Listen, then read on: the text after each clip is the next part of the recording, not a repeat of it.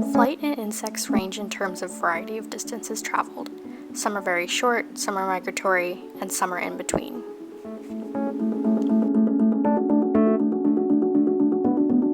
Using an insect flight mill, we're able to test different variables in regards to flight behavior.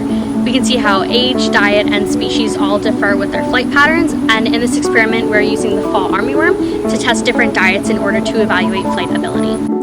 First, a 3D model of our flight mill was developed.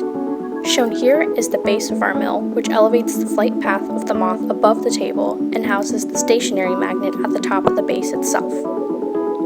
This base also gives a structure for a sensor to be attached which records flight data.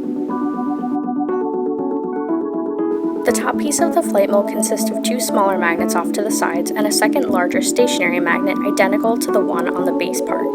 The smaller magnets work to record every time the moth makes a full revolution, sending data straight to our computer. Running through the top of this piece is a thin tube that we attach the moth to on one end, leaving the other end as a counterweight.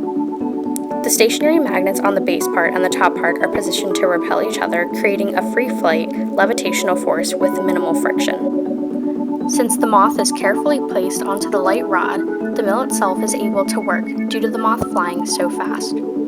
The experiment will record data for 24 to 48 hours so we can see just how fast the moth was flying, the distances it was flying, every time it stopped or slowed down, and that will give us some insight on its flight patterns and behaviors.